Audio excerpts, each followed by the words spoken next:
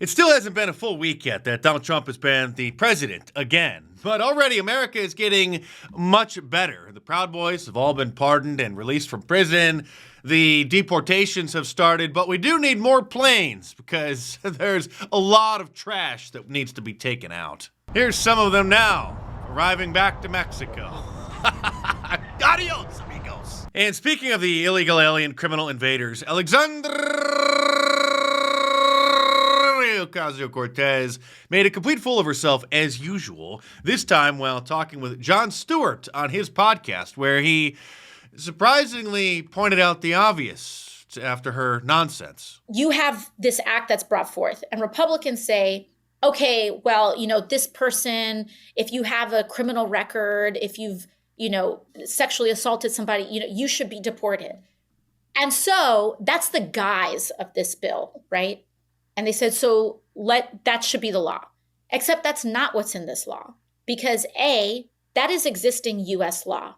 It is existing U.S. law. Why isn't it done then? And, well, I think there are individual cases where I'm not sure, but this is what the right does. They exploit these very narrow individual cases. Very narrow individual cases. What she means is millions and millions of cases that the Biden administration just ignored and allowed to stay here and leech off of our tax dollars. We may actually see many people who've come down with Trump derangement syndrome have somewhat of a recovery, because if Jon Stewart is asking obvious questions to complete nonsense like that, there might be actually hope for the rest of them. And we're going to hear the liberal media mouthpieces complaining about January 6th, probably for the next, 4 years. It took them about 2 years maybe to get that out of their system when they finally stopped obsessing about it. But since Donald Trump pardoned all of the January 6th political prisoners, they're obviously quite upset about that. And here's Congresswoman Marjorie Taylor Greene being asked about it by a clown who works for CNN and then doing what she does best. Is this all you really talking about, is the J6ers that have been pardoned? Yeah. Okay. Are you going to talk about the Biden family that got pardoned? No? I haven't. Oh, okay. What about the rapers and killers and murderers that Joe Biden pardoned? There are tons of them. Is that a focus at all? Well, I'm asking about J6. I know that's what you're asking. I know that's what you're asking about, and I'm not doing this. This insane place up here and all of y'all's obsession with January 6th is absurd. Everybody outside of here is sick and tired of it. So this libtard has come up with a new song, hoping to help those who are distraught over the new administration. And brace yourself, because there's some mega cringe coming in 3, 2. Black and indigenous people of color. Black and indigenous people of color. Lesbian, gay, bi, transgender, and queer. One-eyed, one-armed, obese, wheelchair-bound, purple-haired Doritos eaters try to just help her make the song as inclusive as possible. Latino, Hispanic, Romani, and Creole. We all have a place in this world. Okay, your place should be in a mental hospital. One of the executive orders that President Trump, and doesn't it sound good to say President Trump again, one of them that he signed was ordering the end of remote work for federal employees, because apparently they've just been hanging out at home all this time ever since COVID, even though the pandemic has been over for years, and they're very upset about it. Government workers are dismayed by Trump's return to office mandate. Most government workers have the easiest gravy train job that you could possibly imagine, with the best benefits, the most vacation time, and fantastic retirement packages. So now many of them are posting videos on TikTok complaining about having to go back to the office to pretend to work again. Well, it happens. What a way to end the week. 5 o'clock on a Friday. Got our notice. Effective March 10th. We're back in the office 5 days a week. Yeah. No telework. And that's the most up thing, is not only did you issue this executive order, Cheeto, but the executive order trumps, unintended, and rescinds any previously agreed upon telework agreements. In other words, your gravy train just went off the rails. Hey everyone, my name's Mike, and this is a message for all the other feds out there that are stressed, worried, unsure of the future. You can hear the fear in his voice. I'm going to put it out there. Please feel free to reach out. This is my 26th year in the government, and I understand what's going on and how everybody feels. I want you to know you're not alone. And if you need to talk or to vent, reach out, and I'll be happy to send you my information.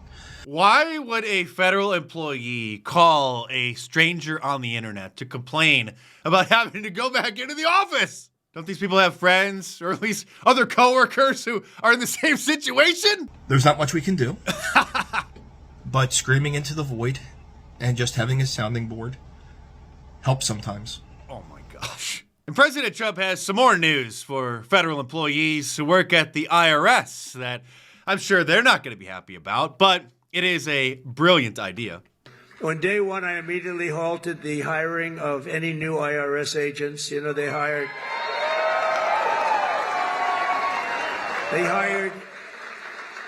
or tried to hire 88,000 new workers to go after you, and we're in the process of developing a plan to either terminate all of them or maybe we'll move them to the border. I think we're going to move them to the border. Many in the media are still struggling to come to grips with what happened on Election Day back in November and are in denial that, thankfully, the majority of Americans rejected the Democrat Party's insane policies.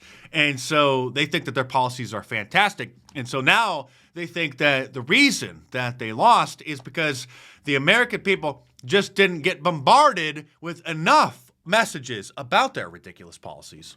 I think the hardest part of getting to that voter is not what we say, but reaching that voter. Yeah. And I think part of it is volume. If you look at Donald Trump's inaugural day, he did 3 inauguration speeches. The real one, the overflow, the rally at night, then a press conference, right? It was a reality show. Game. Yeah. And when you are playing a volume game, you need rep after rep after rep to make sure it gets clipped on TikTok. Yeah. It gets shared on X. And the algorithms are killing us right now. Like Elon Musk is skewing everything towards the Republican Party. So we need to try even harder. So that's their solution. They just need more propaganda being posted on social media and, of course, are blaming Elon Musk as if Twitter or X is the only social media platform on the planet. And while some in the Democrat Party, a very small handful, like Van Jones, who's a broken clock, right twice a day, and Bill Maher, whose Trump derangement syndrome has subsided a little bit, and he makes some common sense points, they have been warning for some time that going full-blown woke would be devastating for the Democrat Party. But the high priests in Hollywood, the puppet masters, are doubling down instead of trying to return to some sense of normalcy. And the Oscar nominations were announced this past week, and Amelia Perez has the most nominations this time around, maybe the most ever. That I haven't looked up, but the most this year. And I'm sure, I am 100% positive that nobody watching this video, myself included, has seen Amelia Perez. Not only is it a foreign language film with those annoying subtitles, it is about a drug cartel leader who decides to become a transgender woman. And on top of that, it is also a musical. And it's not supposed to be like making fun of transgender people. The transgender actress who plays the then transitioned drug lord has been nominated for like Best Actress.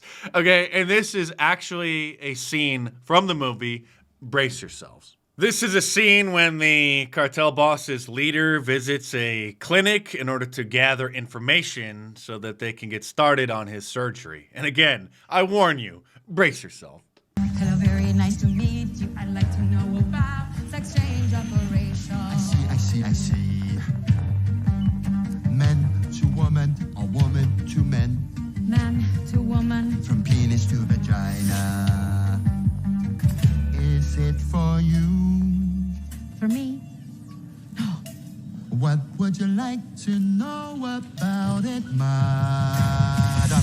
Okay, that's more than enough. I'm sorry to have to subject you to this, but this is what's considered to be one of the greatest movies of the year in Hollywood. But something else strange is happening in the entertainment industry. The Daily Show, which has a rotating variety of different hosts, actually produced a hilarious segment making fun of the liberal lunatics.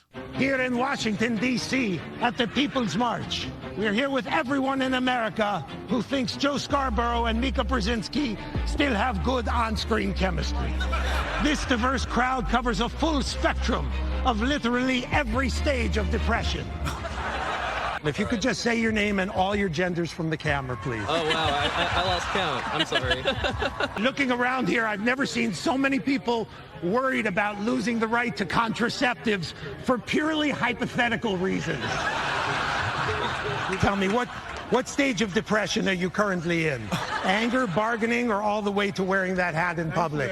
So many groups, factions represented. So it hasn't even been one full week yet, but Donald Trump could possibly make The Daily Show great again. Although it really hasn't been funny since probably Craig Kilborn was the host. Those were the days, and today's the final day to save 20% off any of my shirts at markdice.com by using the promo code ULTRAMAGA at the checkout. One word, ULTRAMAGA, as we celebrate Inauguration Week. So order your Sorry No Vacancy shirt, your Trump's America shirt, your Teflon Don, War is a Racket shirt, or any of my awesome designs. All available in a t-shirt, long sleeve, and a hoodie, and a whole bunch of different colors as well. So head on over to markdice.com or click the link in the description below and check them out.